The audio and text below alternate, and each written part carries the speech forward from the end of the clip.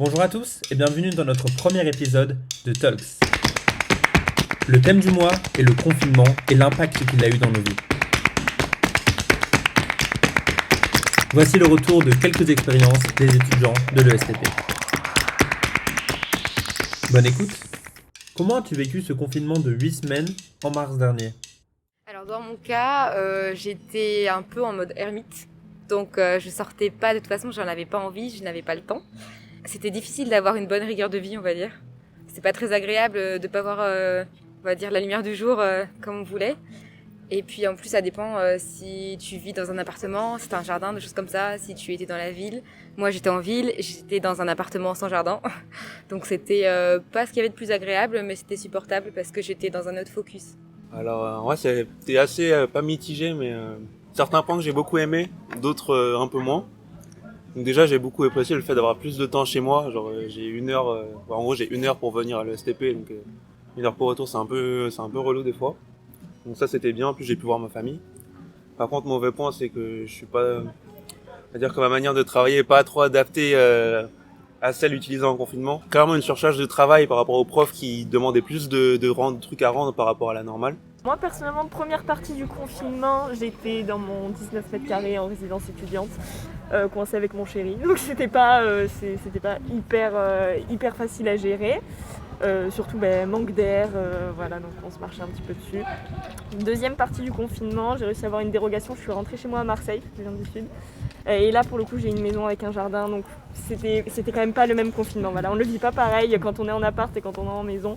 J'étais pas en France, j'ai passé mon temps à la plage. J'ai mon propre mode de vie à moi, genre je sors pour faire du jogging, je vais à la plage. J'essaie juste de ne pas vraiment fréquenter trop de gens. C'était pas comme la France en fait. Moi par contre j'ai pas du tout kiffé le confinement. Les révisions du concours, c'était un enfer et puis j'étais toute seule. Enfin en vrai j'étais dans ma maison, j'avais un jardin, ça va. Mais réviser sans savoir quand est-ce que la date des concours et puis du coup on prend pas trop de temps pour nous finalement. Est-ce que tu penses pouvoir tirer quelque chose de cette expérience pour ton avenir personnel ou professionnel ?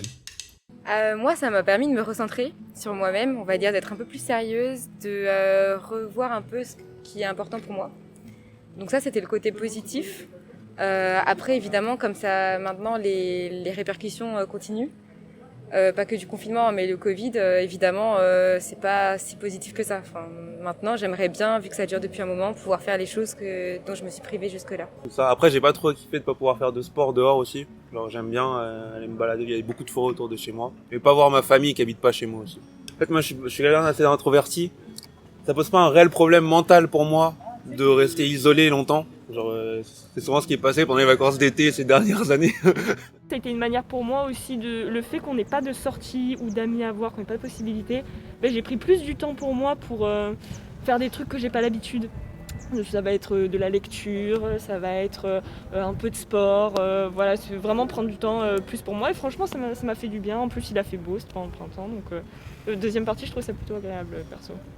Si on travaille pas là, est-ce qu'on va le regretter? On était dans nos têtes, bon les autres, est-ce qu'ils travaillent autant? Est-ce qu'ils s'accordent du temps? Est-ce que du coup on sait pas. Ouais, c'est vrai que c'est pas le même contexte parce que pour le coup, voilà, moi j'étais en prépa, et pas en prépa. Moi j'étais pas en prépa et j'ai su que j'étais acceptée à l'ESTP avant le confinement. Donc pour moi c'était vraiment de lâcher prise. J'ai l'impression qu'il y a quand même beaucoup de gens qui ont eu du mal à supporter la solitude, surtout ceux qui sont, par exemple un étudiant qui est tout seul dans sa chambre universitaire, c'est clairement plus difficile que moi qui suis avec mes parents, tout ça.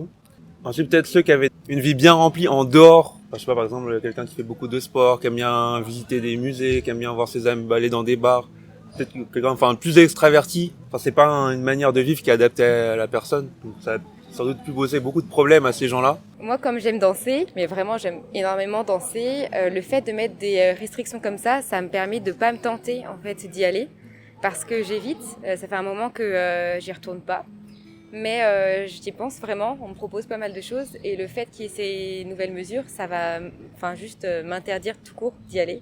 Donc j'ai plus de possibilités et je trouve ça assez positif parce que je sais que ça a encore lieu. C'est assez clandestin comme milieu. Et c'est pas plus mal sur ce côté-là. Et puis de toute façon, je suis pour les mesures sanitaires assez strictes. Donc, Pendant ces 8 semaines de confinement, vu que j'ai fait beaucoup on va dire, d'introspection, voilà, où j'ai fait plus de sport, je me suis mise au yoga, j'ai découvert plein de choses. Du coup, je me suis renseignée, j'ai testé aussi de nouvelles choses, mais que J'ai fait ça pendant le confinement, mais je continue à le mettre en pratique aujourd'hui. Alors que si jamais il y avait une période de cours lambda, je serais restée dans mes cahiers et puis j'aurais pas du tout cherché plus loin que le bout de mon nez. Et finalement aujourd'hui ça me sert notamment pour gérer mon stress, pour un peu relativiser, lâcher prise. Donc franchement j'ai découvert des trucs sympas pendant ce confinement. Après, je me suis rendu compte que vraiment je ne supportais pas d'être seule et de rien faire. Vraiment en fait il faut que je bouge.